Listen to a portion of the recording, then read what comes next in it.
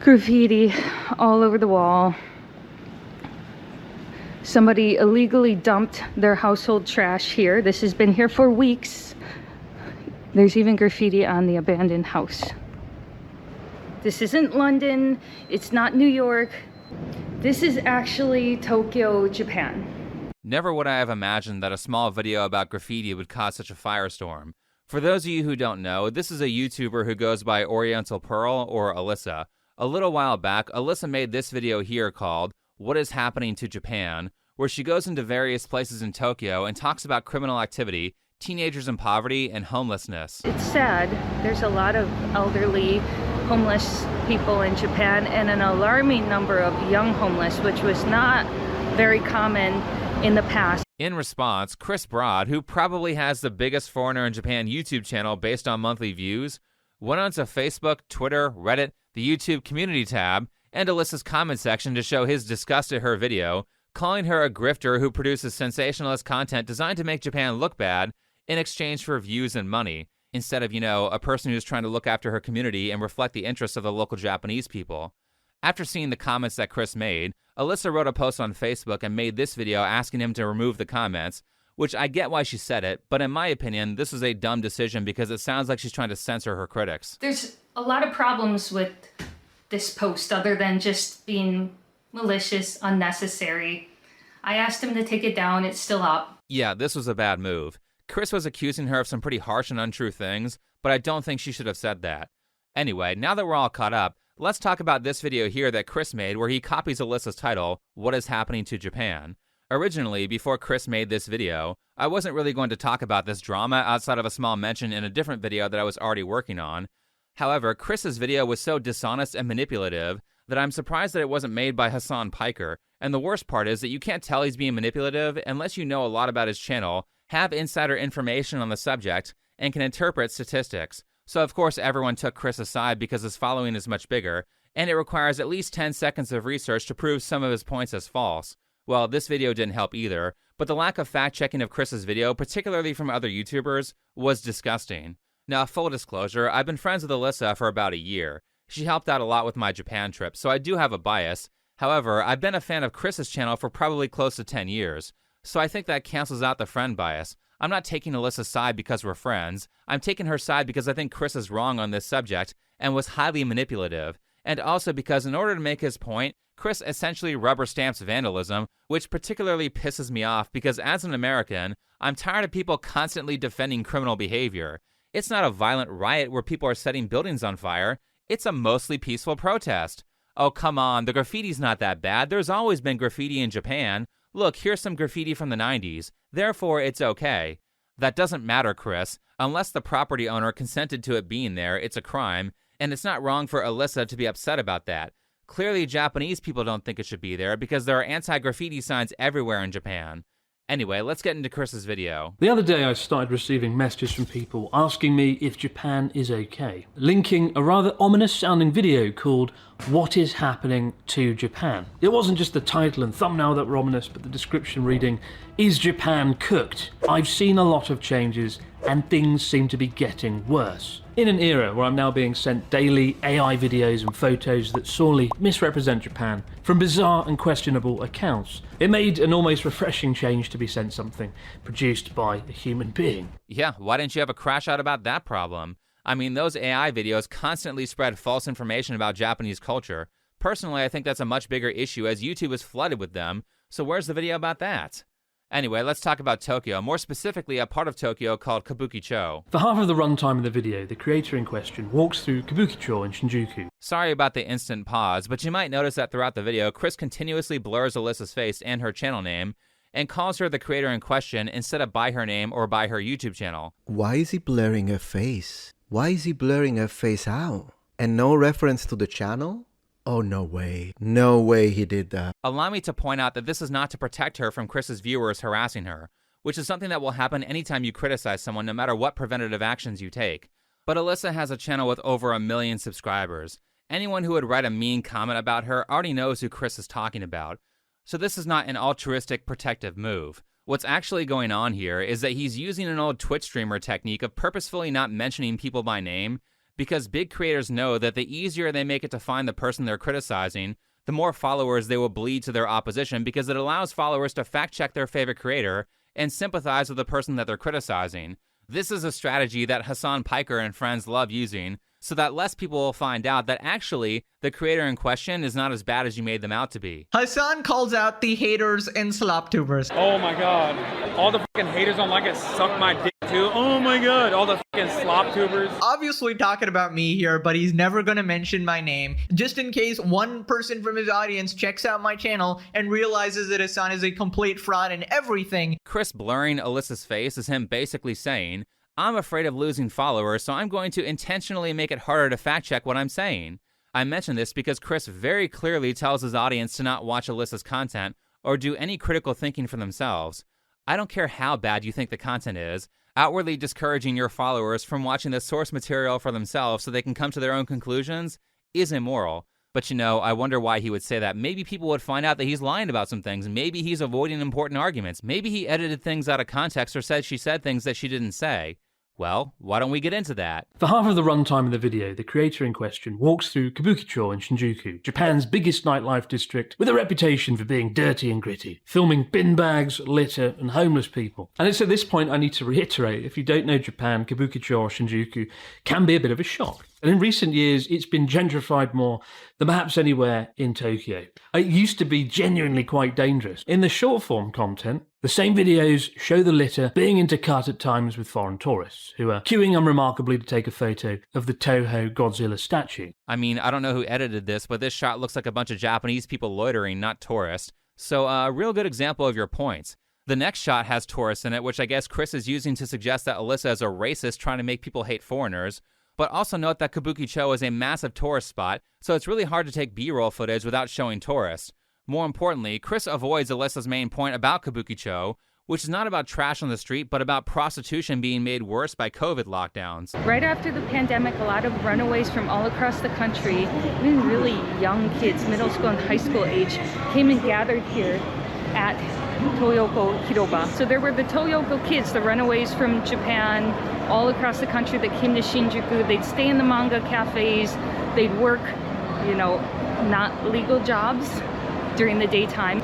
But you don't see them so much anymore because it became so famous in Japan that the police had to get involved and put a stop to it. And I had never seen anything like this in Japan before. Not only the professional ladies of the night standing out here, but also the amateurs. The narrative from when she was in Kabukicho was not primarily about trash or rats. It was about minors fleeing from their homes because school shutdowns from COVID lockdowns were forcing them to be around their abusive parents a lot more.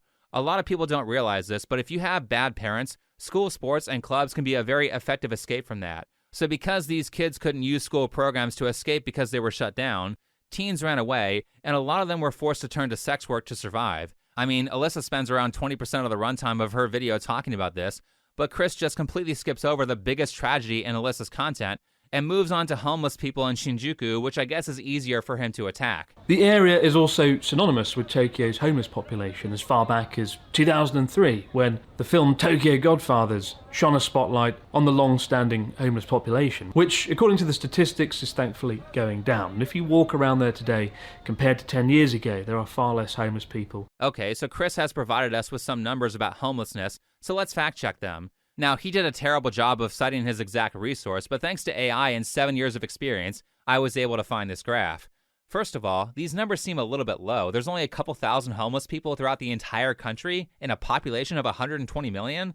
That's very difficult to believe. How are these numbers being collected? This is another problem that people have, is that they look at data, but they don't have any sort of understanding of how data collection methods work. And so they only can look at outcomes, and they can't look at processes or, basically the way that the data was collected. So apparently the Japanese government is notorious for undercounting homeless people, which is why Oriental Pearl was bringing attention to it. And if you actually look at the paragraph right below the headline, it says that these stats do not count people who live in internet or manga cafes, which is important because this was a major point in Alyssa's video. There's actually a newer article from the same website that also says that manga cafes were not counted. Not having a permanent residence means that these people are still considered homeless. For those of you who don't know, a manga cafe is basically a building full of cubicles with a bed and a computer, and you can stay at them overnight for anything from $13 to $16 a day, which is around $400 to $500 a month. People in Japan do this because you can't get an apartment unless you have a stable job, and oftentimes you have to come up with the amount of 6 months of rent in advance before they let you live there, which is nearly impossible for some of these people to get. Japan is in serious need for some protective legislation for renters. But how many people are living in manga cafes? Well, here's an article that said they counted 4,000 people just in Tokyo. Just in Tokyo.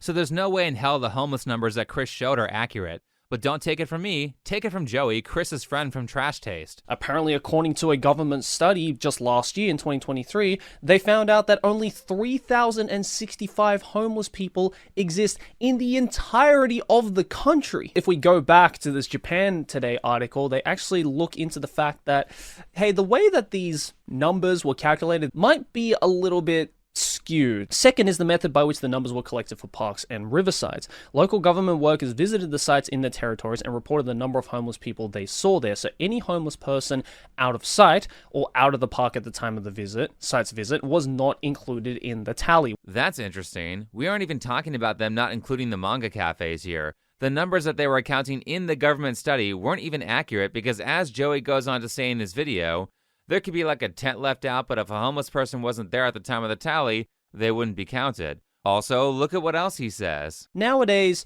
especially in Japan, there is actually a whole other crisis that is happening, which is actually resulting in a completely different demographic slowly becoming homeless. And that is actually kids. They're called toyoko kids, some ranging from as young as 14 years old. Maybe that's not on Japan's agenda right now. Maybe they're just too concerned of the whole tourism problem and the whole immigration problem and every other problem that Japan has been, quietly sweeping under the rug to make sure that the rest of the world doesn't know about it. But hey, unfortunately, they've got someone like me who is not afraid to pull the dust from under the rug and show you the unfortunate, ugly side to a country that is viewed by many people as a utopian society. I mean, that sounds a lot like what Alyssa said in her video. So I'll expect that Chris will now do an update accusing Joey of making sensationalist content about Japan for views and money. But going back to the numbers, undercounting might not be the only issue with the research. Most of the homeless people living outside are old men, so the number could be lower not because Japan has done anything about the homeless problem, but simply because they are dying off and their younger replacements are choosing to live in manga cafes. Either way, this is a really embarrassing level of research that Chris has done. Like, I haven't seen research this bad since the video on Noah Samson, or maybe Ethan is online. Chris couldn't even read the paragraph directly below the headline that puts the numbers in question. How is it that this kind of incredibly lazy research happens every time I fact check someone? But here's the most egregious part about the whole homeless situation. Though it's going to require a little bit of backstory. To start, Chris made a big deal about Alyssa adding additional graffiti to her thumbnail. When I went to take the thumbnail for my video, I quickly noticed a few interesting differences between my original ungraded photos and the thumbnail of her video. It is a rather fascinating game of spot the difference. Alright, valid criticism. She said her reasoning for doing this was because she was standing in front of some of the graffiti, so she added a little bit more so that people would get the point. I'm not sure if this is a creative decision that I would have made, but personally, if her claim is that there is more graffiti in Japan and she proves it in the video, then I don't think this creative choice for her thumbnail is the biggest sin in the world. Every creator who is popular sensationalizes their thumbnails in some way, and even Chris admits to doing that. Some criticisms leveled at me is that I also make sensationalist content and that I only show the nice side of Japan. And to that I would say there's a big difference between sensationalist content and clickbait titles and thumbnails. I hate having to pull a stupid face. I hate my thumbnails and titles. But it is simply a matter of survival on an increasingly crowded platform that doesn't share your content unless it has a high click-through rate. And I try to make up for the stupid faces and titles by delivering content that does the subject matter justice. Right, so it's okay when you clickbait your thumbnails and titles, but not when Alyssa does it. It's sensationalizing when other people do it, but when you do it, it's not sensationalizing because you said you don't like doing it. Great cop-out. Day in my life living in Tokyo was a mistake. Do you actually mean it was a mistake? So like, are you planning on moving out? Because I mean, otherwise this is clickbait. Hey, look, in my most humiliating moment in Japan in 10 years, it's pretty awful. Oh, is it awful? Oh my gosh, what happened to him? He never uses or adopts any form of sensationalistic title in order to get how many? 1 million views. 1 million views. You literally pointed the finger at a person you blurred out, telling us how awful she was because of her sensationalistic and clickbaity titles in order to get the views, and you do worse. Though here's the funny thing. It's only been a couple of weeks and now there's like twice as much graffiti on that building that Alyssa used for her thumbnail. So you could say that she was ahead of her time on this one. Now, as far as the homeless stuff goes, this thumbnail drama is actually not my big issue. I'm just establishing how Chris says he doesn't like people using editing to distort the truth, even though not long after the upload, more graffiti was put on the building. However, in regards to the homelessness issue, there's a particular clip that Chris shows of Alyssa that makes her look really bad during this part here. A few years ago, a friend showed me a clip of a video in which the same person walked through an economically deprived part of Tokyo filming homeless people. Oh my gosh, this is a rough area. Yeah, that looks pretty awful. It looks like she's making fun of homeless people here. And because of this cut that Chris made, Alyssa showed me that she got tons of comments from his fans saying that she was laughing at homeless people. But that's not what actually happened in this video that Alyssa made. So for context, let me show you where that audio comes from. In this situation while she's filming, a homeless guy calls her over to talk to her. They talk for a bit, and this is how the conversation ends. どういう意味ですか？どういう意味？お前ら、さばら夜やるんか、セックスオンリー。2万円。2万円っていう。2万円やらせろ、俺に一発今日。何買うんですか？お前よ、バカ野郎やらせろ一発。No. Oh my gosh, this is a rough area. Oh yeah. Yeah. ちょっとやばい話です。おい、こら。Small. Yeah, 大丈夫です。So the audio that Chris used comes from her talking to a homeless person, and the clip of her laughing is actually her laughing uncomfortably because she was being sexually harassed. Chris decided to cut that up and put it with different B-roll to make it look like she was laughing at homeless people. I mean, that kind of sounds like defamation, buddy. And I know he's aware that what he did was wrong because he cut it out of the video. This is what the video looks like now. A few years ago, a friend showed me a clip of a video in which the same person walked through an economically deprived part of Tokyo filming homeless people under the guise of showing the real Japan. It was in the video, and now it's not. So Chris, who is Mr. Morals, cut this moment out in the YouTube editor after people noticed what he did. And, you know, maybe this was a mistake, so you would expect an apology or some sort of public acknowledgement of the clip and an explanation for why it was cut. But nope, he tried to memory hole something that millions of people saw before it was removed, which again, sounds a lot like defamation. Alright, let's talk about graffiti. The other half of the runtime in these videos was dedicated to Nakameguro, a trendy district that's historically one of Tokyo's most artistic neighborhoods. Wait, Chris, that's not true. The second half is not just about Nakameguro. There's a pretty large section of that video dedicated to graffiti in Shibuya. Here we are in Shibuya now, and of course you're very familiar with the Shibuya crosswalk, which is right ahead of us. But what you're less familiar with is what I want to check out today. Graffiti, again next to Louis Vuitton. Check this out. This is right by my Chinese school. I have to see this every freaking day. The city actually did come and repaint this whole bridge because it looked like that green wall before. But as you see, it's already back. That's a new one. That's a new one. It's really interesting to pay attention to which things that Chris chooses to leave out, especially considering that I've been a viewer for many years. So I know why Chris might want to leave Shibuya out of his criticism of Alyssa's content, despite it being a large section of her video. I also find his reassurance to people in his Twitter crash out that Shibuya is not that bad to be a little suspicious as well. And that's because Chris owns a bar in Shibuya that's really close to that famous crosswalk that Alyssa shows in her video. I've actually been to Chris's bar. I was just there about a month ago, and it was exclusively foreigners, like exclusively his fan base. I don't think any of the locals go there. It's clearly a tourist trap. So you can understand why Chris might want to forget to mention a place that Alyssa was suggesting had a ton of graffiti and thus a higher crime rate than other places in Tokyo, considering that it was not that far from his business. Actually, Kabukicho isn't even that far from it either. Like, if you were planning a day trip, you would hit Kabukicho/Shinjuku, Meiji Shrine, and the big Shibuya crosswalk, which is by Chris's bar, all on the same day. So again, it's a little suspicious that he chose to not bring up the Shibuya part of her video on his YouTube channel, where it would have far more reach than his Twitter account. But anyway, let's continue with Tokyo's Meguro district. A few years ago, I think it was 2019, there was quite a lot of graffiti and the local schools got together to paint over it, and then the graffiti came back again. But when Japanese TV made a video on it, interviewing locals, interestingly, they didn't intercut it with shots of Asia's biggest nightlife district and call it What is Happening to Japan. They called it Residents Express Discomfort at 37 graffiti sites found around Nakameguro Station. And maybe that's why, despite having twice the number of subscribers, they only got 100,000 views, instead of almost 500,000. Silly traditional media attempting to present news in an objective manner in 2025. He's essentially saying that it's fine if Alyssa talks about graffiti, but not if she talks about graffiti and kabukicho in the same video? YouTubers are only allowed to cover one problem that Japan is having per piece of content?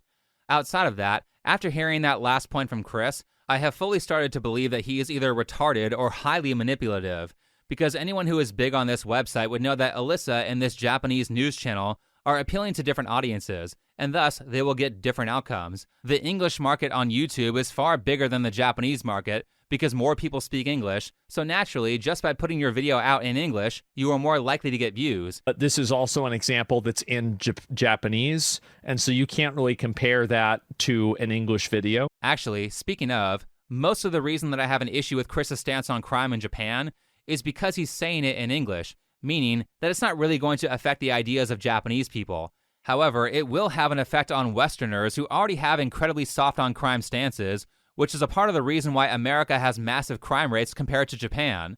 After watching that girl get stabbed on a train by a crazy violent felon who was let off when he should have been in prison, of course I'm going to get mad when somebody with a big audience on YouTube says in English, "Come on guys, graffiti isn't that bad. Actually, sometimes it looks kind of cool, so it doesn't matter if the property owners don't want it there." Anyway, this comparison between Japanese media and Alyssa's channel is retarded for numerous reasons that have nothing to do with Alyssa being an evil profiteer who is sensationalizing Japan for money. What's actually happening is that this Japanese channel is, one, in a different language and therefore in a different market. Two, it's one of those news channels that uploads like 1 million videos a day, so none of their videos do particularly well despite their high subscriber count. I scrolled down through 2 weeks of content and 0 videos hit 500,000 views. Most of their well-performing videos were about the new prime minister, actually. And last, they do their content in the style of old media, which young people find boring these days. Also, the title the news company gave the video is really bad and not formatted for YouTube success. But Chris, how are you not able to see this as a channel with 3 million subscribers? Again, he's either retarded or he's being super dishonest here to make Alyssa look bad, and he can get away with it because normies don't understand this stuff about media. And on a final note on the graffiti part, outside of his bar being in one of the areas that Alyssa was talking about, I'm not even sure what Chris's issue was, because all the Japanese people I see commenting on this in videos are essentially agreeing with Alyssa about the graffiti. So in this case, I don't think Oriental Pearl is exaggerating or sensationalist. Seeing that much graffiti in Japan, it's not usual. So that corner is actually here. It's actually getting worse 2023 versus now. So if her point is like, oh yeah, Japan's getting more graffitis everywhere and trash everywhere. Yeah, I didn't know about this myself. It seems like she's actually true. There are also multiple news reports of Japanese people saying they don't want the graffiti there. So why are you defending criminals by saying it's not that bad, Chris? It is bad. 90% of the graffiti looks like shit, and it's expensive to remove. Living here for all these years with my Japanese husband, I've never seen the vandalism this bad. It's obvious. We can see it every day. It makes me very sad too, because this is a provable news story going on across Japan. Like this recent story from Kobe, where 2 guys graffitied the wall in the middle of the night, causing thousands of dollars in property damage. In Niigata, the same thing happened, and it cost $40,000 almost to clean this up. It's no surprise that some cities can't afford to clean this up, even though Japanese really do hate graffiti, and there's a theory that this will cause more crime in the area. Allow me to add a fact-checking note to say that the headline said it cost 4 million yen to remove, which is about $26,000, not $40,000. Before it would have been around $40,000, but the yen has gotten much weaker. Well, either way, it's still expensive to remove, but that won't stop Chris from minimizing criminal behavior. So at this point, you might be thinking, okay, right, so what's happened to Japan? What happened next? Lean in. Come closer. Come over. That was it. That was literally it. In a country of 120 million people, they were all cooked because of some bin bags in a red light district and some spray paint on a wall down 6 or 7 streets in the capital city. Again, he's avoiding the issue of child homelessness that was brought up in the video. That was the primary reason that she was in Kabuki-cho. As for the title and the description, 1, no one reads the description of any video ever unless they're clicking on a sponsor link or a donation link, or the creator directly tells people to look. So no one is reading this here before the video and thinking, oh my god, Japan is cooked, because no one ever reads the description before watching any video. 2, realistically, I don't think either of those are saying that it's the end of Japan. I think taken into context with the video, it's just like, hey, there's a lot of graffiti in Japan and it keeps getting worse.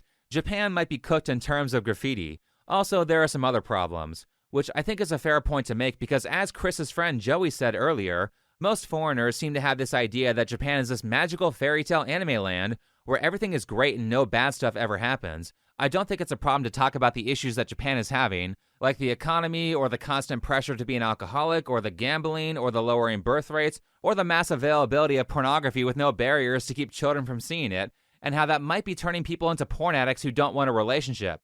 There are plenty of things to talk about, and just because you, Chris, don't think graffiti is a big deal, doesn't mean Alyssa can't feel that way.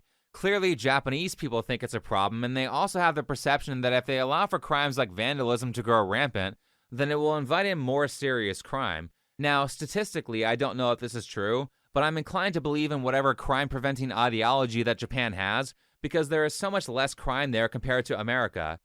Okay, but let's take a pause here, because I think Chris would say that that's not his core issue with Alyssa's content. Chris had a problem with Alyssa's video because it's a part of a growing trend of sensationalist content creators who are making content at the expense of Japan and talking about its downfall. Well, for one, does this content even have an effect on Japan? It's all in English, so Japanese people probably aren't watching it. 2, if this is such a massive trend, then why is Alyssa the only person that you bring up in the video? Surely you have at least one other example. Now, Chris brings up Johnny Somali, but that's not the same type of content. And the suggestion that talking about homeless people in Shinjuku is going to inspire 1 million Johnny Somalis to come to Japan is retarded. Plus, I think that maybe Johnny Somali and Vitaly going to prison forever for nuisance streaming is probably a pretty big deterrent from that kind of behavior. This might be a shock to Chris as he has done nothing but run positive PR for petty crimes, but the answer on how to stop those nuisance streamers is just to enforce the law and put them in prison or revoke their ability to come to Japan. I know it's shocking for a Westerner to hear this, but if you want to stop criminals, then put them in jail.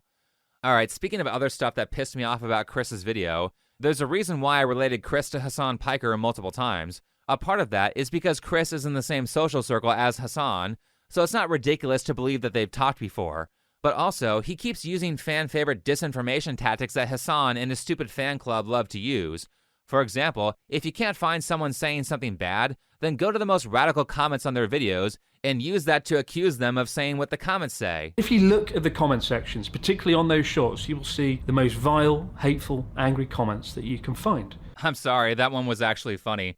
I mean, if you think that someone saying, looks like Japan is enjoying the benefits of diversity, is as vile as the internet can get, then allow me to point you in the direction of all the people who cheered on Charlie Kirk getting murdered.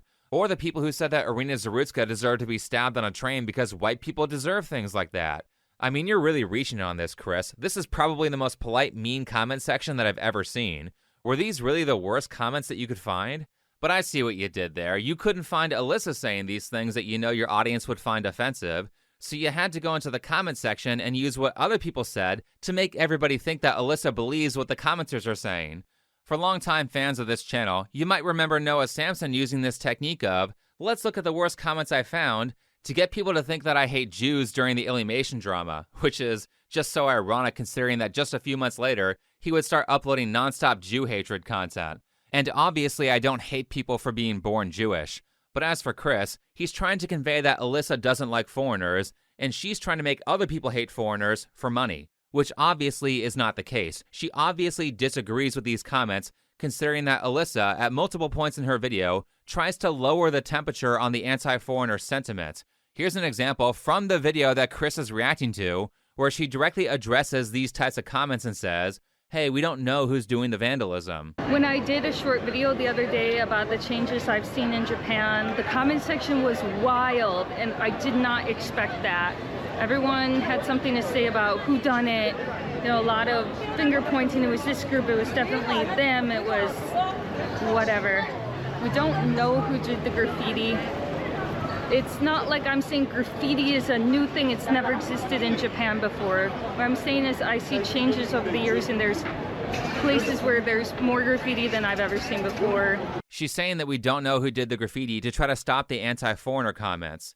Now, honestly, to be fair, do I think this was an effective way of doing that? No. Sorry, Alyssa. She should have said it at the start of the video to prevent the more prejudiced people watching from making assumptions early on. In fairness to her, though, Alyssa doesn't do a lot of controversial content. In fact, she actually tries to avoid it, so she doesn't know to do the stuff that I'm recommending. She doesn't have a sense of how much where you place things in your videos matters when you're talking about negative subjects. But whether or not her action was effective, if you watch the whole video, which I hope Chris did, if you watch the whole video, you can see that Alyssa is trying to get rid of the anti-foreigner sentiment, so her motivation is clear. And it's even clearer if you watch multiple videos from her. Though wouldn't it be a shame if someone made a video with 1.8 million views on it that directly blames foreigners for vandalism, and thus spreads anti-foreigner sentiment? Don't carve your fucking name into the bamboo trees of Kyoto's Arashiyama forest, as has happened with over 100 trees, often damaging them irreparably to the point that they have to be chopped down. Why is it okay when you complain about vandalism, but not Alyssa? Though despite the fact that she obviously does not like all of the anti-foreigner sentiment going on in Japan, Chris accuses her of promoting it anyway, which caused a lot of people to suggest that she's some sort of bigot. Bro, what is with white people? They have to, wherever they go, they have to do Tyler Oliveira style videos, I think. Complaining about foreigners in Japan as a foreigner is the most insane thing I can think of. Brother, you're the foreigner. Like, what are you talking about? Hassan is reacting to that moment where Chris says that Alyssa used B-roll footage of foreigners in Kabuki-cho and was suggesting that that footage of foreigners was malicious because it's put next to pictures of garbage bags, which has to be one of the most retarded points of evidence that he uses to say that Alyssa is anti-foreigner, because Kabuki-cho is a huge tourist spot. I mean, how the hell do you take B-roll in Kabuki-cho without catching tourists? That is genuinely difficult unless you're thinking, well, Chris Broad might react to my video and accuse me of being a bigot, so let me just make sure I don't catch a foreigner in this footage on accident when I talk about the problems of this area. Like I said, this guy is either an idiot or highly manipulative. Where are the critical thinking skills? Though, to be fair, Chris's main point here is that Kabuki-cho has gotten better, but he's still ignoring Alyssa's point of, hey, the government did some things during COVID, and now it's getting worse again. Which is an okay point to make, even if it's still better than it used to be, as it's going back downhill. Anyway, Chris continuously tries to relate her to hatred of foreigners at multiple points in his video. And coupled with the fact there's rising anti-foreign sentiment in Japan, it makes me concerned and uncomfortable. Right, that's what this is about. He's mad about the new Prime Minister of Japan. He's mad because she wants to put reforms on tourism and foreign entry into the country. Now, why would Chris be unhappy about that? Well, I just so happen to notice that Chris's entire business relies on foreign travel. His YouTube channel is essentially a channel that promotes Japanese tourism. His bar only has tourists in it. He runs an eSIM card business, which is a tourist business. For those of you who don't know, eSIMs are how you get internet on your phone in Japan. Last, Chris has been featured on the channel Tokyo Creative numerous times. Tokyo Creative is a tourism marketing agency, so I'm sure Chris is on that channel for a reason, and make no mistake, post-COVID lockdowns, tourism is a huge industry in Japan. Like it's millions of people per year. Since the last time I've been in Japan, this is my third time now. Yeah. I've seen a lot more fucking white people out here. Oh, for sure. Okay? Oh, yeah. And I don't like it.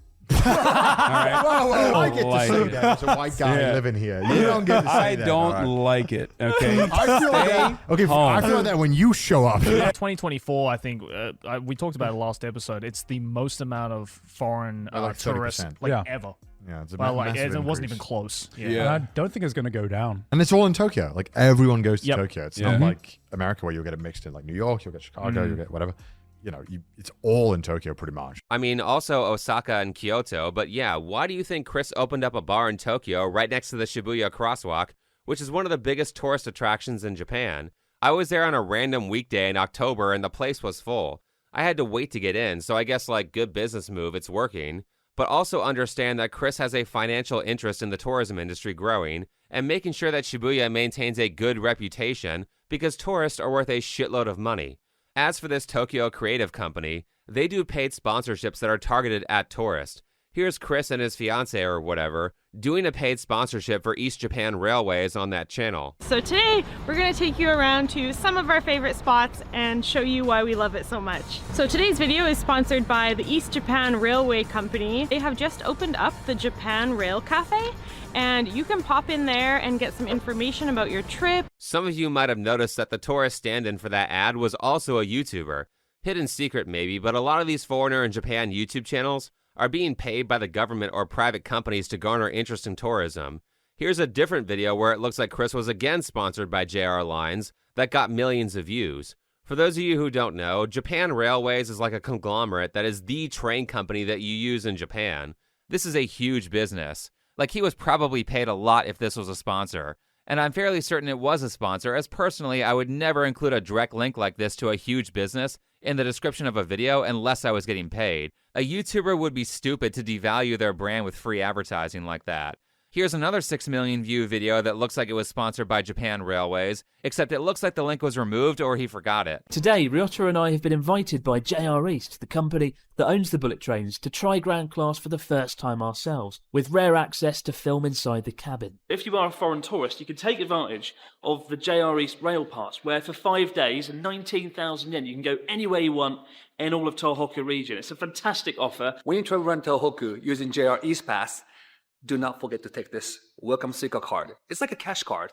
For more information on how to grab the JR East Pass, you can find the details in the description box below. Again, this almost certainly was a paid sponsor for Japan Railways. They also own the Welcome Suica card that was showed. I mean, it sucks that it was filmed right before the lockdown, so JR probably took a hit, but it is an evergreen video, so I'm sure they got their money back eventually. I would be shocked if Chris wasn't paid a considerable amount of money for this video. So let's talk shop for a second. If you're not brand safe, you don't get these types of sponsors. You guys have no idea of the insane amounts of money that I have lost just by covering controversial topics. From what I know about brand deals, I am easily losing into the 6 figures per year because of the topics that I cover. And these are small YouTuber sponsors, not a massive conglomerate like Japan Railways. This is huge money. You think creators make a lot of money on Google AdSense? The real money on social media is made with brand deals, especially if you can do niche audience content like Japanese tourism. However, if you want to make the big bucks, you have to be squeaky clean or brands will not sponsor you. Like, you can lose hundreds of thousands to millions of dollars by not being brand safe. So here's where I'm going to be less generous towards Chris. Personally, I don't think he merely forgot to talk about the teen runaways in the Kabuki-cho section, which was a significant part of Alyssa's video, and it was her big argument for why certain things are getting worse in Japan. I think he didn't talk about that topic on purpose, because talking about bad stuff happening to minors is very much not brand safe. And I imagine that it's extra not brand safe for a guy who's trying to be buddy-buddy with a bunch of tourism companies, especially considering that Kabuki-cho is a big tourist area, and some of the topics in Alyssa's video might deter tourism. So if Chris talks about this stuff, he could potentially lose hundreds of thousands of dollars from not getting future sponsorship offers, or he can conveniently just keep his mouth shut on that part of Alyssa's video and go over points that are easier to win on. It doesn't matter if Chris had a sponsor on the video or not. If a brand sees you doing things that aren't brand safe, they just won't contact you for future deals. Or if you've been negotiating a contract, they might just ghost you, and they'll almost never tell you why. So understand that there are certain things that he will not talk about because it will cost him a shitload of money. And also understand that he's not exactly transparent about how him being in the tourism business affects his bias against Alyssa's video. And also, again, and furthermore, the lack of transparency in general is to the extent where if I'm right about these being sponsors, they might be an FTC violation in America. Because in America, you're supposed to make it obvious that you're being financially compensated to promote a product. Last, Chris is not very transparent about the fact that his business structure obviously heavily incentivizes him to only talk about how great Japan is. And the claim that I show only the over-romanticized utopian version of Japan is simply ridiculous. Does this look romanticized? Is this a utopia? Does that look romanticized? But wait, in the video he said he does talk about bad stuff. Look, he talked about a natural disaster. You've got to be kidding me, Chris. That is not the same thing as saying, hey, the government is lying to you about the homelessness problem, and their decision to close down schools during COVID led to a bunch of domestic abuse and runaways. But that's not my only issue with Chris's line of argumentation on this topic, because one of the videos that he cites where he's talking about the negative parts of Japan is basically an advertisement for a luxury strawberry company, a wake-up phone call business / fishing company, an advertisement for a chopstick company, and a small hotel. So this is Ichigo World, literally strawberry world. And in this greenhouse alone, there's over 12 tons of strawberries. And now I'm going to go and eat them all. These are the most premium strawberries that you can purchase here. They're literally called Migaki Ichigo, polished strawberries. And if you look at them, there we go. Look at that. The absolute best strawberries money can buy. 5,000 yen for a box at $50. But each and every one of these strawberries has been cultivated to absolute perfection. Does this not look like an ad? These strawberries are so perfect, here's how much they cost, this is the company. Make sure the box is in frame with the company logo so people can see it. These are all notes that a brand would give you if they're sponsoring you. And luxury strawberries are a big tourist item. There's also this link in the description, and it appears to be a small hotel or an inn that he advertises at the end. This is a place that he has visited before, and the owner thanks him for promoting her business. クリスが来てくれてから、YouTube に上げてから、そう、外国のお客さんがいっぱい来てくれるようになって。Now, I don't know Japanese law. However, like I said, in America, if you're being paid to promote someone's business or receiving compensation, it is illegal to not disclose that. But it may not be illegal in Japan. I know the Japanese government will pay YouTubers to make videos advertising certain spots or certain businesses that tourists can go to. He might have received money for that on this video, and he might not legally have to disclose that. However, assuming that I'm wrong about all this and he received no sponsorship money or government money for this video, he still vastly misrepresented what it was. He says, I talk about the negative issues that Japan is having. I'm not always positive. But when you watch the video, the content is completely positive, and he's basically advertising businesses the whole time. Not to say that these aren't good businesses, I probably would buy these strawberries, and the owner of that inn had a really tragic yet compelling story. Her loss was very sad. However, that's not what he said the video was, because the implication when he says utopian and sits that next to what he's accusing Alyssa of is that he's talking about the real controversial issues that Japan is having, and he's not afraid to speak up about things even if that might make him or Japan look bad. But that's not what he's doing here. He's talking about how great everything is or how good of a job people are doing. He's literally romanticizing. Listen to the intro. I've come to take a look at the past, present and future of the region, to hear the incredible stories of the people whose destinies were forever shaped by the tsunami. From a destroyed farm that went on to cultivate Japan's most expensive and luxurious strawberries, to an inventor who redesigned one of the world's most wasteful products. We'll meet the fishermen who lost everything but went on to redefine their industry, and hear the inspiring story of Ichio Kano, the owner of an inn who lost her home and her family, but refused to close her business. These are the extraordinary stories of what happened after the tsunami. Does that clip not fit the definition of romanticizing? Now, he shows a second video that I was able to find. I think he only showed two. It's hard to tell because he didn't do the best job of citing the exact videos of where the footage he used came from. The second one didn't have all the product placement, but it's not really a risky topic. No sponsor is going to drop you over a video about Fukushima, and no one's going to say, wow, this guy's a real asshole for sharing those people's heartwarming stories. Also, I have yet to hear Chris talk about any problem that Japan is facing that would deter tourists. So again, even if none of this is sponsored content or paid for by a local tourism group, at the very least, these evergreen videos are still funneling people into his tourism business. He's not taking risky positions or brave stances or really doing anything that would harm Japan's reputation. So I think he was completely misrepresenting himself there. I mean, this video here was the most advertiser-friendly pro-Japan shit that I've ever seen. And mix that with the endorsement from the Japanese lady who said how effective Chris's video was at bringing in new business, it's like an advertisement to advertisers. It's not dystopian to talk about how heroic Japanese people are. This type of content is exactly what would make people believe that Japan is a utopian society. But you know, I saw this live stream clip where Chris is talking to his YouTuber friend Connor, and there was something he said that caught my interest. I'm sure people will react and dredge things up and there'll be lots of horrible shit coming my way. But that's the price I pay for doing it. And I accept that. What exactly are you afraid of people digging up? Is this it? Is it the fact that a lot of your videos are not done out of journalistic integrity but are just paid advertisements? I mean, genuinely, is this an FTC violation? He's clearly advertising tourism products and says in the video that you can only get a JR pass if you're a tourist. And the Welcome Suica debit card is specifically for tourists because it's only valid for a month. You primarily use these cards to ride the train without having to buy a ticket. But Japanese people or foreign residents get the green Suica card or use the phone app. They don't use the red card, that's for tourists. Also, make sure that you show your friend buying food with his card so that tourists know that it's not just for the train.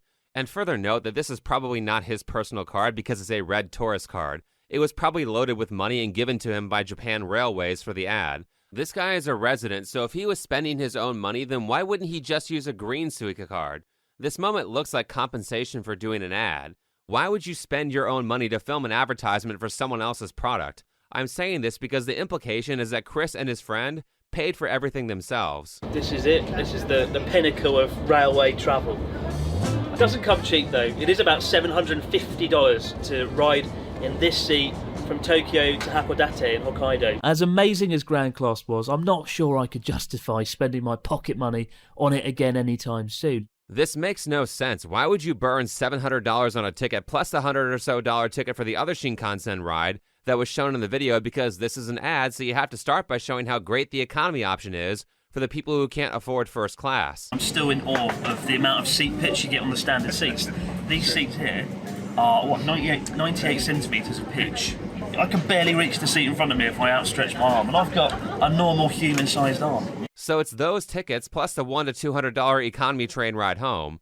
Why would you burn all this money and possibly pay for your friend's ticket for being in the video when you could easily just have Japan Railways pay for this stuff? That would be financially stupid considering they already pay creators for advertisements. A year later, Chris took a sponsorship from them. And this isn't like a critical product review that the company wouldn't like, so of course they would pay for a video like this. All Chris does the whole time is glaze Japan Railways. I think the only negative thing he said was that it was too expensive for first class, but he's also like, even though it's too expensive, you could buy the ticket for a special occasion. Would you ride this Grand Class again though, Ryotaro? Would you ever do it? Oh yeah, I would. Lovely. Of course you would. What situation would you consider using Grand Class yourself? My second honeymoon. Your second honeymoon. No way this is not a paid sponsorship. Now, Chris isn't in America, but you know, the video is in English, so part of the target audience for this ad clearly is Americans. I don't know if the FTC would have any legal jurisdiction over this, but they do have this nice set of social media guidelines that can be found here.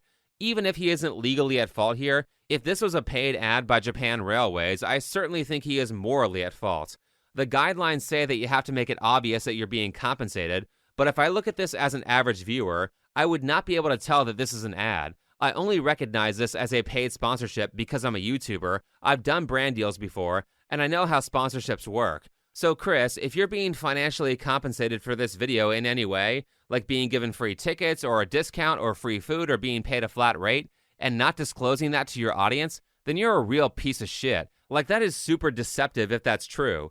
Certainly if I wasn't being financially compensated for something that looks this much like a paid sponsor, I would make it very clear to my audience that I wasn't getting money. But this is like sort of an open secret amongst Japan YouTubers. A lot of these foreigner and Japan channels are being paid to advertise tourist attractions, and they aren't all super open about videos being sponsored. Okay, full disclosure, this is Editor Sean doing this at the last minute. Normally I would weave this in smoothly so you wouldn't know it's last minute, but I'm tired, it's been over 2 weeks, and I just want to get this video out. So if there are any continuity errors past this point because I don't want to re-edit everything, that's why. Some of this video I had to record while I was sick, so I'm sure you heard that because I didn't have time to re-record the audio. Anyway, this whole Tokyo creative thing is a huge rabbit hole, and a lot of creators that you might recognize are openly a part of it, which is fine. Most creators who have a decent-sized following have brand representation. Chris has since moved on from Tokyo Creative, but now he has his own company that he runs called Sekai Studios, where you can see on the website that their business interest is in promoting tourism. This is something that you can just Google, which again is fine, that's all well and good. What's not fine though is the disclosure to the viewer. As I said earlier, I've watched Chris's channel for close to a decade, I believe, and I didn't know any of this stuff until the past 2 weeks. I say that because these old videos very much look like advertisements for Japan Railways. I didn't know that when I first saw them, and if they are, my big issue is the extent that Chris went to make you believe that it wasn't an ad. Which begs the question, what other videos are ads? For example, this video where he goes to a racetrack with Connor that is like $30,000 a person. This video is definitely an ad for that racetrack as well as Epidemic Sound. The good part though is that in this case, I think he makes it pretty clear that he was being sponsored by Epidemic Sound, and more importantly, he makes it clear that they were being given track time for free. The Garigara Club is one of the most exclusive members-only driving circuits on the planet. The team here kindly gave us access to the track, And look, we're a bit out of our depth here because a full permanent membership can cost up to 49 million yen. So a very big thank you to the folks here for letting us use their track. Do you see how that was different from the Japan Railways video? In this case, when he openly states that there is no way he could afford this, he's making it clear that he didn't pay. So when he does an ad for the racetrack later in the video, the free use of the club was his reimbursement. But the problem is that these channels don't always make it that clear. Alright, that's the end of the last minute edit. Either way, it is still very clear to me that Chris has a massive financial incentive for calling Alyssa a liar because of what she talks about, and he has a massive incentive for avoiding important and difficult issues that Japan faces, especially the ones that might negatively affect tourism, like crime and homelessness. The moral grandstanding here is just ridiculous, considering the pro-tourism brand that he owns. And it's also ridiculous because he talks in the video about how he just had to speak out. I had to say something. I chose to bring attention to it publicly. I hate myself sometimes that I can't keep my mouth shut on certain things. But when you feel something is profoundly wrong in here, you have to talk about it. He just had to speak out because he's such a good person who will make false defamatory edits to make his opponents look bad. So when Chris cries about this shit, I have a hard time believing that it's not actually because he's afraid of losing money from lower amounts of tourism. I don't think he really cares that much about misinformation. He spreads tons of misinformation in his videos due to lazy fact-checking, if I'm being generous.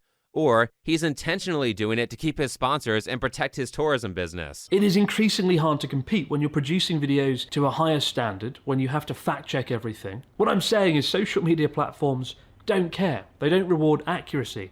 They don't reward nuance or objective reason. They reward clicks, they reward attention, they reward sensationalism. Journalistic integrity really doesn't count for much online, unfortunately, to an almost dystopian degree. Bro, you do like the worst kind of journalism. You obscure your resources to make it harder for people to fact-check you, and you actually go out of your way to tell people to not watch the source material. You essentially defamed Alyssa with that homelessness edit and tried to cover it up after millions of people saw it, instead of doing a retraction or making some sort of effort to let people know that she wasn't making fun of homeless people. Not just that, but you remove important context at multiple points in the video, and then you tell your audience that Alyssa believes the exact opposite of what she actually believes. You really know better than Hassan Piker. This is the exact type of journalism that he does, and I'm not shocked at all that Chris is friends with Connor and Ludwig, who are both friends with Hassan. Remember when Hassan was on Trash Taste right after Ethan Klein's content nuke, which was after Hassan had been promoting terrorism for over a year? These guys sat there and tried to run positive PR for him for 2 hours.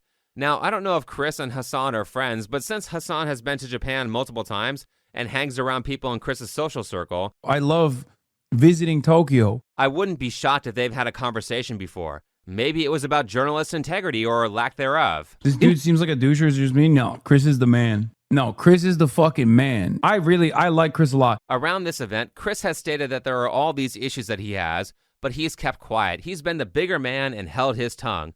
But I find it really convenient that the one time he does speak up just so happens to be on an issue that affects his income. What a coincidence. What a coincidence that Mr. Journalistic Integrity over money was just bitching about a video not doing well at the same time that he attacked Alyssa. One thing about the YouTube and creating videos and stuff is that it does feel like right now there is a massive reward for just making videos that just lie or play on people's kind of political leanings. It's scary. I mean, even look at my video.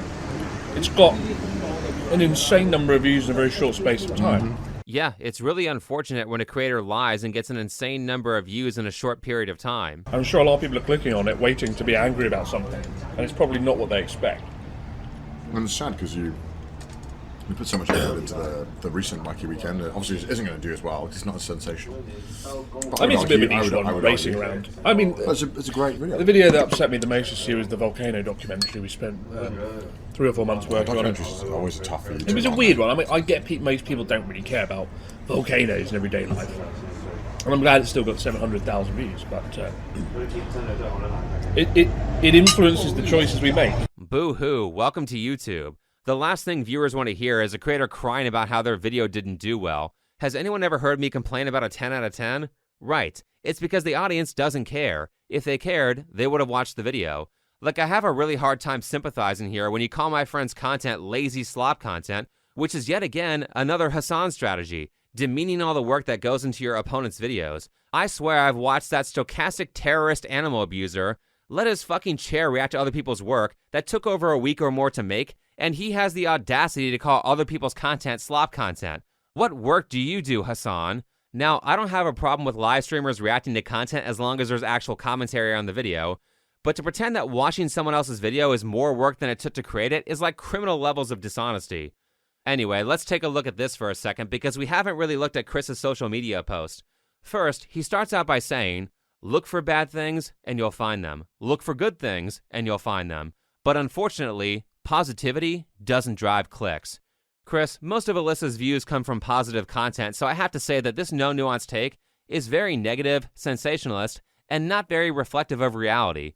Next he says, if you enjoy Oriental Pearl, oh wow, he's saying her name now that it's not on his main social media platform and he's less likely to bleed audience members. If you enjoy Oriental Pearl, allow me to recommend you a few of her videos. White Girl Speaks Japanese. Japanese people shock, surprise, amazement. There's also White Girl Speaks Japanese, you won't believe what the locals did next. Wow, he is really harping on her race here. Last I checked, Alyssa never mentions her race in her titles. Why are you so insistent on bringing that up? You're saying it like a slur. And, my personal favorite, Japanese react to white girls speaking Japanese. Sugoi, incredible. Man, he is so jealous. Is he also friends with Miskiff? Guys, don't watch Alyssa, her content is stupid. I'm the real content creator, watch me. The real stupid thing here is that he's acting like giant displays of skill hasn't been a huge market since like the beginning of time. They literally have a show for it called America's Got Talent that has tons of viral clips. Though the bigger reason that it is insulting for him to call Alyssa's content slop content that takes no effort is because he clearly doesn't understand why a video like this does well. Like, why does this video have 47 million views on it? Well, it's because she's speaking 3 different languages in it fluently.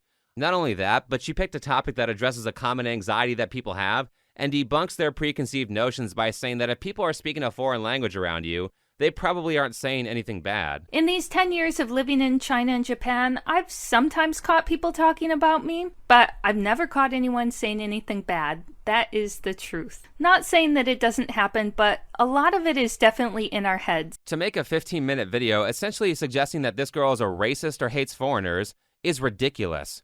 How about this video? Why did it do well? Maybe it's because she speaks 4 different languages in it. Can you do that, Chris? This is not slop content. The hard work is the decade of studying for ridiculous hours to be able to speak Chinese, Japanese, and Korean, and English would be the 4th language. But saying that this is easy would be like watching America's Got Talent and going, well, that's not that hard. They just did a 60-second performance, ignoring the years of practice that it took to be able to do that 60 seconds. He speaks Japanese, so he should know that it's a lot of work to get to Alyssa's level of Chinese and Japanese. I mean, unless his fluency level isn't that high, that is possible. But she took graduate courses in college with classes that were completely in these languages. Her fluency level is very high. On top of that, just from talking to Japanese people in Japan and through speaking lessons, I do think that Japanese people get a lot of exposure to foreigners because of tourism. However, I don't think very many Westerners in Japan speak Japanese at more than a very basic level. According to a survey to foreign workers, about 70% can't speak Japanese well. Among them, 30% hardly speak it, and about 50% only manage a basic conversation. Another survey to foreign residents says just about 20% think that they're able to speak enough, but he finds it totally unsurprising, as many foreigners only stick to other foreigners. So it's genuinely impressive for someone to start the conversation in Japanese and then switch to Chinese. I know people have a skewed idea of how much work it is to learn a foreign language because of all these asshat fake polyglots who pretend to speak 15 languages at like 20 years old and tell you that you can be fluent in Japanese in a year with 30 minutes of study per day, which is an incredibly unrealistic expectation. Nobody gets fluent in Japanese in 1 year. Being able to say your name and your age and what hobbies you have in a video that you can edit does not mean that you are fluent in a language. So where's the video on this, Chris? Why don't you speak out against that? Anyway, the amount of effort that it takes to be able to do what Alyssa does is at least 4 hours of language practice per day for 5 to 10 years. Alyssa spends a crazy amount of time studying languages. It's at least 4 hours per day. She's a big fan of language schools, and some of those language schools have you doing like 6 hours a day between class time and homework. Even though it's this much work, Chris is still like, Alyssa's content is so easy to make, I could film it in an afternoon. I mean, the filming part, yeah, of course you can. You have a full team. Alyssa does this by herself. It is increasingly hard to compete when you're producing videos to a higher standard, when you have to fact check everything. The creator of this video claimed it took 50 hours to produce this video, a claim I find to be, quite frankly, baffling. I'm not sure where the 50 hours went. And you might think, well, he does sound kind of jealous now. Maybe she's right. Maybe he's just not getting the views. And I say far from it. I could go out and make this content in one afternoon in Tokyo. What I'm saying is social media platforms don't care. They don't reward accuracy. They don't reward nuance or objective reason. They reward clicks, they reward attention, they reward sensationalism. Journalistic integrity really doesn't count for much online, unfortunately. I mean, at least for your response video, your journalistic integrity and fact-checking ability is dog shit. I think this aspect about social media actually works in your favor. So maybe you could do the filming for this and have other people finish the video for you in 24 hours. However, you don't have the language skills to do what Alyssa does in most of her popular content. Like, I can't understate how petty Chris is in this video and around this whole event. And it's that mixed in with how he straight up sensationalizes, for lack of a better word. He sensationalizes the level of income that Alyssa made from the video that he didn't like, as if it were generational wealth. The most unsettling thing is it's never been easier to monetize sensationalist slop content. And if you do it, you'll be richly rewarded for it. Case in point, this video, the creator pointed out, made $1,500, which is a seriously impressive amount of money for going around filming some bin bags and some spray paint in a video that would have taken a matter of hours to record. I mean, that's not that much money for a YouTuber, Chris. How much were you paid to do those tours and propaganda videos for Tokyo Creative? How much did you get paid to advertise Japan Railways? I'm sure it was multiple times what Alyssa made on this video. Case in point, this video, the creator pointed out, made $1,500. That's it? Right, that's not that much money to a YouTuber. Later in the video, he's like, wow, guys, if people learn they can make $1,500 by filming a video in Japan, then we're just going to get endless nuisance streamers like Johnny Somali. Chris, not only is it messed up to say that Alyssa is the same as Johnny Somali because she doesn't like graffiti, but $1,500 doesn't even cover the plane ticket. That amount is not making anyone think pre-recorded nuisance content in Japan is some get-rich-quick scheme. To compare her to Logan Paul or Johnny Somali is ridiculous, especially considering that if you actually watch the source material, you can see that people want her around. Also, Chris removed context from this moment where she shows her income. The only reason that he has that monetary stat from Alyssa is because she showed it to point out that she's actually taking a loss on this video. Most of her money comes from sponsors, not from YouTube ad revenue, and the types of sponsors that she can get won't pay for a video like this. Here's an actual snapshot of the revenue from the video, which is far below my average because most content is sponsored. And I did this one as a passion project because I saw a lot of changes in my neighborhood. It's not made to make money. There's no sponsor that's going to sponsor that kind of content. Real convenient for Mr. Advertiser Friendly to remove the context of most of Alyssa's money coming from sponsors, not AdSense. He removes the context that it's actually better for her wallet to make positive content like he does. She's taking a loss on this content and he must know that. I know he knows about brand rules. I know he knows how much money you can make from brand deals, especially the channels who do not cover controversial content. Plus, it's really rich for him to bitch about money when he's almost certainly far richer than she is. So it really pisses me off to hear him say that she's lying about Japan for money when she has to sacrifice brand deals to make a video like this, and he knows that when it comes to Japan because of tourism, there is way more money in the type of content that he makes. I mean, how much is he going to take her out of context? How much is he going to lie about her beliefs when if you actually watch her content, you can see she believes the opposite? Like I said, I get why Alyssa was mad, and I get why she asked him to remove that Facebook comment. Again, I don't think she should have done that, but you can start to see why she was so upset when you see how much she is misrepresented by Chris. Now, it's fine to remove context. We all have to do that as creators for brevity, but to remove context and then tell people that she believes the exact opposite of what she said is what a liar would do.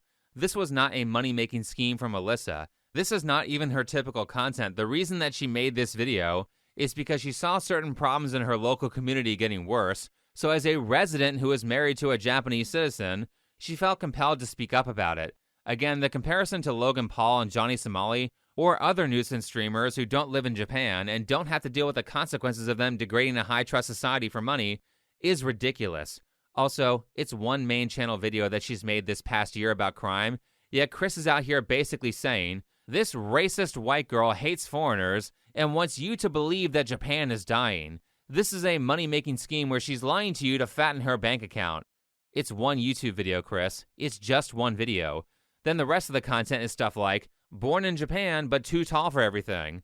Oh, but what about the Instagram videos? They didn't make any money. They were too short to make money. Nobody makes money on shorts unless they're over a minute long and get like 5 to 10 million views. Alyssa gave me her total revenue for Instagram for the month the video was released. Chris shows this ominous screenshot of her getting 1.7 million views on Instagram from the Japan is over content. $13. That's how much she made on Instagram that month. Oh, but what about TikTok? I see 400,000 views.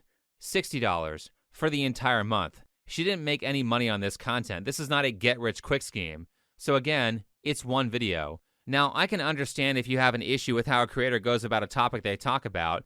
That's fine, that's YouTube. But to complain about someone making $1,000 when you easily made over $10,000 on this video that you said you knew was going to do well and was probably only a few days of work is ridiculous. Oh, and you know, to end this all off, this grand money-making scheme from Alyssa to exploit Japan and exploit homeless people. Speaking of $10,000, remember this video here where she got 3 million views and then donated all the profits to charity? Remember that? What a money-making scheme. What's also messed up is that Chris is acting like all of Alyssa's videos are either no work or require no money to make, which is untrue. Outside of constant language studies and the cost of that because language schools aren't free, so outside of that, she often travels for her content and that costs money and time. She films all over Japan, not just in Tokyo. Even if the videos cost no money, like my videos are mostly free to make, but the cost is my time and research and time in organizing the ideas in an order that I think will be interesting to the audience. That takes shitloads of time, and so does editing. And unlike Chris said, you can't just make 50 of the same video. People will get bored, so a lot of time in a YouTuber's day is simply spent trying to decide what to talk about. Deciding what to talk about, especially after people have gotten bored of a meta, is the most difficult part of this job. Anyway, so the aftermath of Chris's crash out is that the Japanese people don't really agree with him. They were actually more on Alyssa's side. However, that didn't stop droves of creators who were Chris's fans and don't know anything about Japan from immediately taking his side and accusing Alyssa of some horrendous things, while largely just reciting points that Chris made in his video. They also didn't really show any indication that they did their own research or fact-checking to verify if what Chris said was correct. She doesn't really seem to address this heavily in her video. That homeless population has, objectively speaking, been going down over the past few years. So focusing on this like it's a big problem that's degrading Japanese society, it's weird as a choice. I mean, that looks a lot like a zoomed-in graph about homelessness that Chris used where the article admitted that it was probably not accurate. Did this guy even read the article? It looks like he just took a screenshot and put it in his video without any fact-checking. If she does background research, she's not crediting it, which, frankly, this is my opinion, but I think that's malpractice. Gee, wouldn't it be a shame if you talked about research that viewers would not be able to look up because you didn't show any reference material for it on screen or put a link in the description? Isn't that malpractice?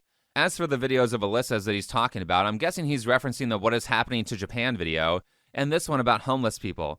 Neither of these videos require source citations. They are largely just telling personal stories, so the source is the story. Outside of that, she talks about the Toyoko kids, but that's a popular news story in Japan, and things that are common knowledge don't require source citations. The video that does require source citations is her follow-up video on Chris Broad, and she does show reference material. And actually, let me just go on a slight tangent about the homelessness stuff, because how much Alyssa was lied about really pisses me off. There's this narrative that she's stuffing her camera in the faces of homeless people. I also find it quite distasteful how she takes her camera and shoves it in the face of homeless people in the street who probably really don't want that attention on them. They're just minding their own business. And I worry in an era of nuisance content creators coming to Japan doing things that are unspeakably bad. They might see this sort of content and go, wow, you get $1,500 for that. Maybe start to wave cameras around in the faces of homeless people, potentially leading to even more nuisance content. If you pay attention, you can see that yes, she is filming homeless people, but nobody's face is on camera. How else are you supposed to show the problem without filming it? She's not pestering people like Johnny Somali. In this video here, the one that Chris used to defame her, she's invited over by the homeless guy. And in this last video, the one that the Dungeons & Dragons guy cites, she's working with a homelessness outreach program, she's invited to film, and she shares some quite humanizing stories about the homeless population in Japan. She's also trying to get donations to help these people and spends her own money on these programs. But I mean, what homeless outreach work have you done, Chris? And in fact, I've been speaking with a homeless shelter about doing a documentary, but it's a serious topic, and these are people's lives, and I need to tackle that carefully. So nothing. Well, I was gonna make a video. I'll get to it eventually. Meanwhile, Alyssa has been working to help Japan's homeless population for like 3 years now, and has also been doing garbage and graffiti cleanups, by the way. This is why she was mad about the graffiti and trash. And moreover, she's also been working with this homeless outreach group called Don't Give Up that does most of their charity work in Shinjuku. Alyssa's like the big social media face of this group. Guess who fucked that up? Right, Chris did. Chris's video where he edits her out of context and says she's taking advantage of Japan's most vulnerable people for money. And you know what? Now people won't take her seriously on it because she got millions of views by calling her a lying grifter who makes slop content and said, actually, homelessness in Japan is not really a problem. So thanks for that, Chris. She was already working on a video for Don't Give Up, and because of you, now she can't release it because it will give them negative press. Here's the other messed up part of this. If Mr. I spend tons of time fact-checking, which is why I'm a real YouTuber, actually spent some time fact-checking, he could have easily found out that Alyssa does this outreach work. Like, this guy does not fact-check shit. He fact-checks like CNN fact-checks.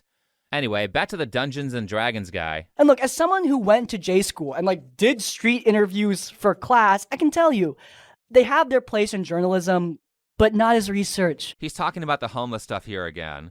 One, this stuff doesn't require like a peer-reviewed research article. Her point is that people who take the data are hiding how bad the problem is, and she's showing you how they hide it. That is literally investigative journalism. That is research. That is the most difficult research because she has to go out and do it herself. She can't just Google for a bit and call it a day. And this is why she's mad at Chris for citing government data, because she knows firsthand that it's wrong, and she showed that in her videos. I don't want to lie to you, like Orientalist Pearl does. Right, it's peak journalism training to assume the motives of your subject. You should sue the school that educated you. Not only did they not teach you how to cite sources, but they didn't teach you ethics either. Though maybe the school was woke, I can tell you that he's heavily on the left because he has a gun on the table that's facing towards him instead of a safe direction. That shit was bothering me the whole video. Not to say that I don't ever assume the motives of the people that I'm talking about, but I also don't claim to be a journalist. I'm grateful that Chris Broad brought this to my attention. I'm grateful that he is on the side of critical thinking and media literacy because, dang it, we need more people fighting for it. Yeah, I'm so glad the guy who did everything he could to make it as difficult as possible for his audience to fact-check what he said is on the side of critical thinking.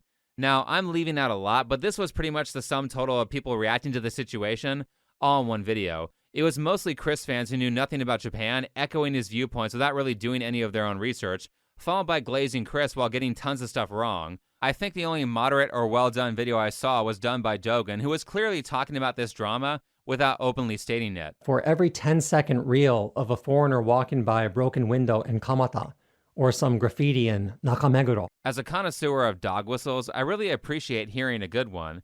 I thought this was actually a pretty good example of a well-done and fair video in terms of trying to accurately communicate the viewpoints of its subjects, even though it wasn't directly about the drama. It was more so made in response to the drama. But going back to Alyssa versus Chris, Alyssa has kindly shared additional images with me of the graffiti, and some of the areas have already gotten worse just in the time that this drama has gone on. I will note that these pictures are from about 2 weeks before the release of this video, and I will also note that some of the areas have already gotten cleaned up, so maybe saying something was a good thing after all. Last, I just want to bring this up because I'm sure somebody will. If you've watched other content from me, you might have seen that my sentiments towards foreigners are a little stricter than Alyssa's. That being said, I've expressed anti-foreigner sentiment in conversations about Japan towards a particular type of foreigner. That's because after watching all the shit that's happened in America, I think we need to be a little bit more hostile towards people who don't want to assimilate or refuse to assimilate, and by that, I mean I don't think people should just be deported for being illegals or committing violent crimes. I also think lighter things should get you deported, like if you don't speak English after 5 years and if you don't follow American customs, then you shouldn't be in this country. And I think a lot of Japanese people would agree with that in respects to their country, as many of them are saying they don't appreciate it when newcomers refuse to learn their language. 今日本語喋れなくても帰化ができるし、5年ですよ。5年住んで日本語喋れなくても帰化できるんですよ、日本のシステムだと。それは緩すぎるんですよ。帰化を厳しくしろ。海外から来られる方、日本語に対してもう少し意識を持っていただけた方がいいのかなと思うところは正直あります。日本語を大切にした上で、私たちのことも尊重してね、日本語をマスターするつもりで来ていただくっていうのが当然だろうと思っています。It's not just an annoyance to not be able to communicate with newcomers because they refuse to learn your language, but it also changes the cultural traditions. You know, if you import tons of people who don't celebrate Halloween or Christmas, then there's going to be a lot less decorations up in the neighborhood. which sucks because kids these days don't get the kind of communities that we had in prior generations. And this is why immigration should be limited to give newcomers time to assimilate. Speaking of the language thing, Chris also believes that you should learn the language of the country that you live in. Now, I've always said if you're moving to Japan, for God's sake, learn the language. You'll find it deeply rewarding, and also as a matter of courtesy. I think it's only right you should learn the language of the country you're moving to. This is actually respectable. Note that in the West, you are typically called a racist for saying that you should learn the language of the place that you live in, so this is the first brave stance that I've seen Chris take. But as for the tourism stuff, the reason Japan is going so hard on bringing in tons of foreigners is because they're trying to use tourism to fix their economy. Among other reasons, Japan really took a huge hit from COVID, but I think it's stupid to fix a broken economy with multiculturalism. In the West, it's only made things worse, and as for Japan, it's not really fair to the locals to flood millions of people into major cities every year who don't know the culture or the language. It takes time to learn cultural rules like what side of the escalator to stand on when you're in the subway, and rules like this are important because they'll piss off Japanese people if you don't follow them. Mix that in with like 1 in 5 people not speaking the language in certain areas, and having to deal with the frustration at maybe your job of constantly struggling to communicate. It would be much less of an inconvenience if that number was like 1 in 10 or 1 in 20. But when Chris is talking about anti-foreigner sentiment in Japan, in addition to commentary from Westerners on Twitter and Instagram that he brought up, what he didn't say in his video is that a lot of his energy on this topic is more specifically coming from foreigners in Japan getting blamed for stuff that isn't their fault. Like there was a rice shortage in Japan and foreign tourists were blamed for it. I'm not going to get into it, but if you look at the full details of the story, the problem was obviously not caused by tourists. Chris is correct in believing that there are a lot of stupid news stories in Japan blaming foreigners for things that aren't their fault.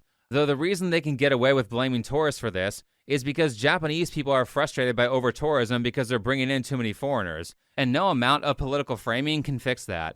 As I keep saying, you can't simply train that many people on Japanese culture all at once. Imagine people just constantly not following the escalator rules because it's their first day and they don't know any better. So bringing in a bunch of people who don't know the rules is going to piss off the native population.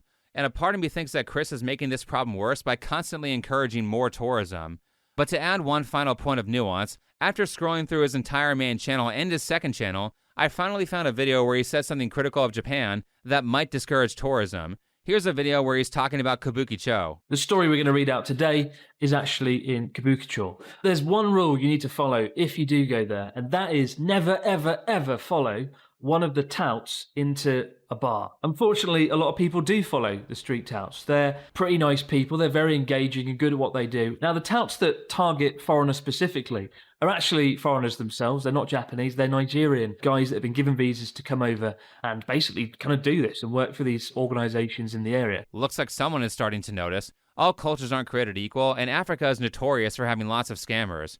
All you have to do is watch the black expat videos on YouTube to know that. It's the first thing they'll warn you about. So there's a reason why I have strict beliefs on immigration and travel, and there's a reason why I believe that much softer things should get people deported, like refusing to learn the language. By the way, when I say that, I mean high-level fluency. A lot of the H-1B visas coming to America don't actually speak English past a basic level, if that. But maybe instead of applying a band-aid solution to the economy through massive amounts of tourism, Japan should actually fix its core issues. I don't know, maybe they can make a factory or something to encourage people to move out of the expensive cities and into a place large enough to raise a family. Maybe pass some workers' rights legislation so companies can't just abuse their employees into having no free time for themselves. Whether or not those are solutions, there are always ways to solve this internally without importing tons of people, and unless the core issues are solved, the problem will still be there. Anyway, that's my thoughts on all this. Subscribe to the channel, follow me on Twitter, and I'll see you in the next video.